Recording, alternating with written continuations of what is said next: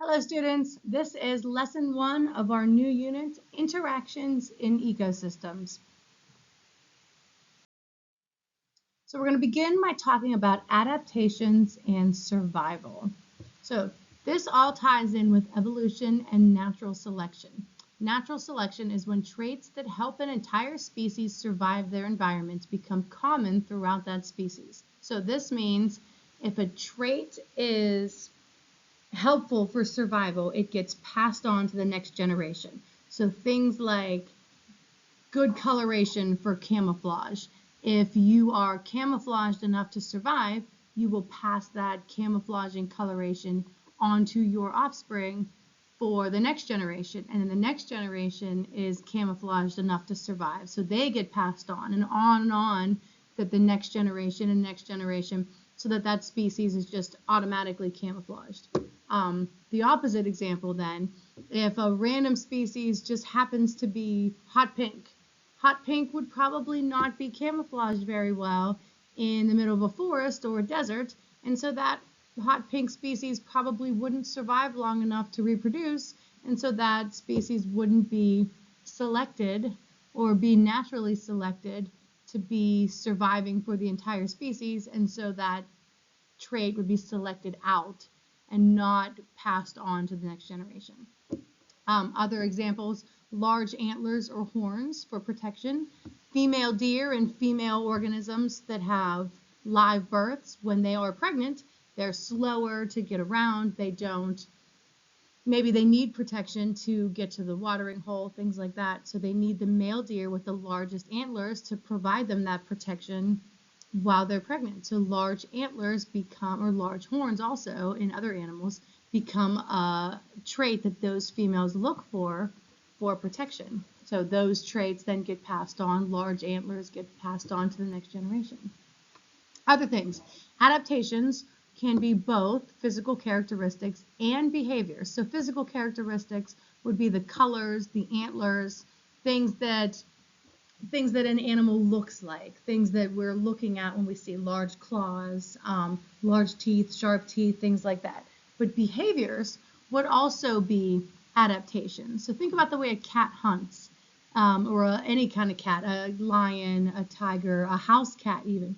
They get down really low and they're very quiet when they hunt. All of those are a behavior adaptation. A cat isn't a loud, crazy hunter. A cat's a very quiet, sneaky hunter. That's a behavior adaptation that the entire cat species has adapted over thousands of years to be the best type of hunter, a very quiet, sneaky hunter, to catch their prey quietly and seamlessly and sneakily to get their prey almost all the time. If cats were really loud hunters, they probably would scare their prey off, but they're not loud hunters, they're quiet, sneaky hunters. That's a behavior adaptation to allow them to live and feed themselves. Okay? They pass this trait down, this behavior, to their offspring to allow them to survive. So, something to note, when an entire species is unable to adapt, their entire species will go extinct. Okay? That's not an if, but a when.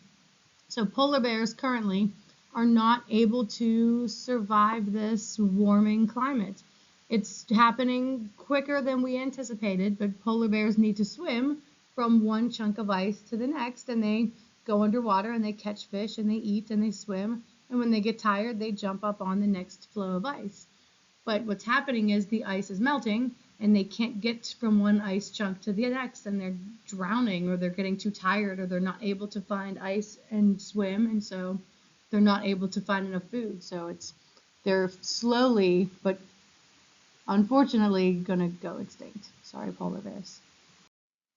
All right, so review on the word niche. In case you forgot, a niche is an organism's role or lifestyle in its environment. And a niche includes how an organism obtains its food. So is it a predator? Does it eat plants? Does it eat other animals? The type of food that it eats. Is it a food source for other animals? So is it the prey animal? When and how it reproduces. So some organisms have a specific mating season. Does that organism lay eggs, or does it have live births? Does it have a nest to protect? Does it have a baby inside to protect? These will affect how that organism lives. Physical conditions for survival. Is it like a lizard that needs a hot rock to kind of warm up on? Does it need cold conditions or warm conditions? Does it bury itself in the sand? Does it need water, like living in water like a fish? All of these are part of an organism's niche or lifestyle. And each of these parts of the niche determine an organism's specific role and how it interacts in the ecosystem. So does it live in a tree? Does it live underground? Does it bury its food? Does it eat its food right away? Does it hide its food? All of these things, it hibernates. All of these things are part of an organism's niche and how it relates to the other organisms in its environment. So now we're going to talk about specific interactions in an ecosystem. And the first one's competition. Competition is when two or more individuals or populations use the same resource. So if I had a candy bar and I said I was going to give one person in your house a candy bar, but you guys had to fight for it, that would put all of you in your household in a competition. Okay? Competition can occur within the same species or organisms of a different species. So if it was just the humans in your house, that would be all of the same species. If you have pets, that would include organisms of a different species. So interspecific is when you have different species. So that would be squirrels and birds competing for space in a tree. Or organisms that are competing for the same food source. So birds eat seeds and nuts, and so do squirrels that eat seeds and nuts. They would also be interspecific. Intraspecific is when it's the competition between the same species. So two male deer can fight over the same female. Bears can fight over the same salmon. That's intraspecific. It's the same species fighting over the same resource. The next type of relationship is predation, and this is just the science word for predator-prey relationship. So the predator eats the prey is the animal that gets eaten. But both organisms have evolved ways to survive. So predators can be fast, can blend in with their surroundings. Prey might also be fast. Prey might stay in groups and hunt in herds. They might be camouflaged or poisonous. So everybody has evolved ways to survive. That has to be that way. Otherwise, we would have no more zebras because the lions would eat them all. We would have no more bunnies because the wolves would eat them all. So everybody has to be able to survive and reproduce for the next generation. So the last parts are words called symbiosis, and symbiosis is a close long-term relationship or association between two or more species. And we're going to focus the rest of this on three words: commensalism, mutualism, and parasitism. And all three of these words, one organism lives in or around another organism and needs it for survival. Okay, so we're going to start with mutualism. In mutualism, both organisms benefit from that relationship. So coral and algae live like this. Coral provides algae a home. Algae provides food for the coral. Both organisms need each other for survival. They like living in that relationship. That's mutualism. Other examples of mutualism where both organisms benefit. So there are birds called oxpeckers, and they live on the backs of zebras and rhinos. If you've ever been to the zoo, you can see these birds kind of hanging out in the pens of zebras and rhinos. Zebras and rhinos don't have thumbs and hands like you do, so when you have a bug on your back and neck, you can scratch them off. Zebras and rhinos have big hooves on the ground. They can't do that, so when bugs are on their backs and necks, they're just kind of stuck with it. So these oxpecker birds hang out on the backs of these animals, and they eat the ticks and the bugs and the parasites off of the back of the animals. The birds get food. The big animals, the zebras and the rhinos, have their ticks and bugs removed. So both organisms benefit from this relationship. One of them gets food, the other one doesn't have bugs anymore. Everybody benefits. You have a mutualistic relationship going on in your intestines. You have bacteria in your intestines that helps you digest. The bacteria gets a home and food, you get better digestion from having that bacteria. That's mutualism. Next relationship is commensalism. In commensalism, one organism benefits and the other is unaffected. So if you look at the picture, that is a shark and a remora fish underneath its chin. Sharks go around swimming in the ocean, feeding off of whatever it finds in the ocean, and these remora fish swim underneath the shark's chin. The shark doesn't seem to notice the remora fish, but as the shark feeds, the remora feeds off of whatever little bits and pieces of food the shark leaves behind. The remora benefits from living near the shark. The shark is completely unaffected. It's not helped, it's not harmed. Other examples of commensalism, where one benefits and the other is unaffected. Bromelid plants, like pineapples, have really big, fat leaves, and these leaves can trap water. Small salamanders and insects can live inside these leaves on the bottoms of them, and they can drink the water and they can hide from predators. The salamanders and bugs benefit from the pineapples, but the pineapples are unaffected by this relationship. That's commensalism. Another one using big animals and birds. So you have cows and horses that walk around the farm, and as their big hooves kick up dirt and mud, bugs get kicked up with it.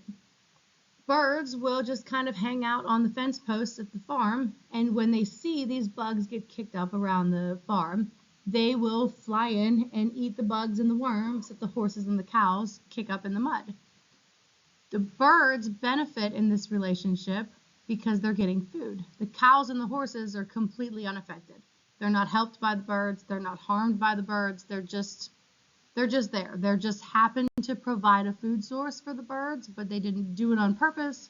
They're not doing anything. It's commensalism. One organism is just happens to benefit. Our last one is called parasitism, and I'm sure you've heard this one before. One organism benefits and the other is harmed. The parasite is the one that is doing the benefiting, and the host is the one being harmed. So in this one, in the picture, you have a hornworm that is slowly being eaten. The little white dots on the picture are wasp larvae slowly eating the worm. Now there's a very important distinction here. This is not like a predator-prey relationship. Predators want to kill their prey. Parasites don't want to kill their host. Parasites want them alive. When a mosquito bites you, it doesn't want to kill you. It wants to keep you alive so it can bite you again. When fleas land on dogs, fleas want dogs to be alive so they can keep biting them and biting them again. Lice are the same way. When lice are in somebody's hair, they want that person to be alive so they can keep living in their hair. Lice don't live on dead people. Fleas don't live on dead dogs. Mosquitoes don't bite dead people. Okay? Tapeworms don't live in dead anybody. These are all parasites want their hosts alive, not dead.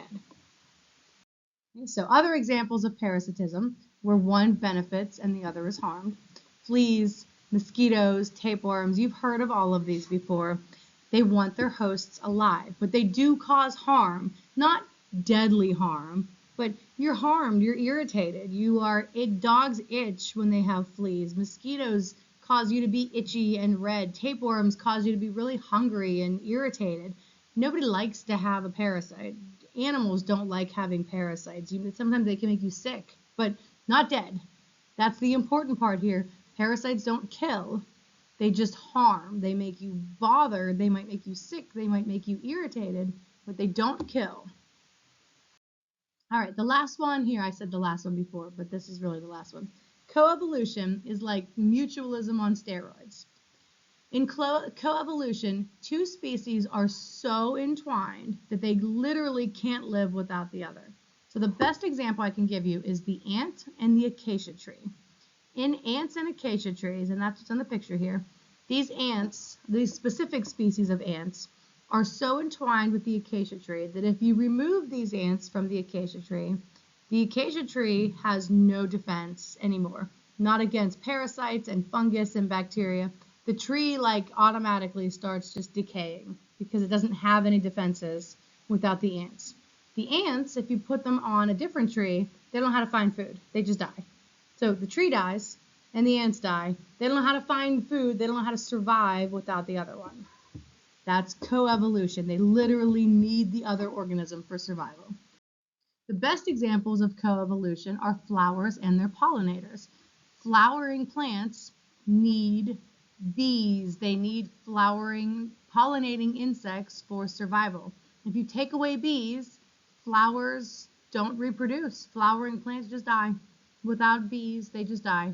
And the opposite is true. If you have a bunch of bees and no flowers and no pollen, bees also just die. That's it. They don't know how to survive without flowers, so they just die. Coevolution means both organisms absolutely need the other for survival. All right, quick review. Animals who are in competition with each other can be for which of those? Mating, food, space, or all of these? Answer? All of these. There you go. Next one. Raccoons scavenge for food through the trash at night, but pigeons will do it during the day. They are in competition for food. This is an example of intraspecific competition or interspecific competition. Answer? B. Different species interspecific competition. Very good. Last ones. True or false? Both predators and prey have evolved ways to survive. True. Very good. If you were wondering, these are the last answers to your questions on your assignments. All right, last one. Mutualism, commensalism, and parasitism. Use them for each. First one. One organism is harmed, the other benefits. Answer? Parasitism. Next one. One organism benefits, the other is unaffected. Answer, commensalism. And our last one. Both organisms benefit, and our answer is mutualism. Very good. Make sure you do your assignment and have a lovely day.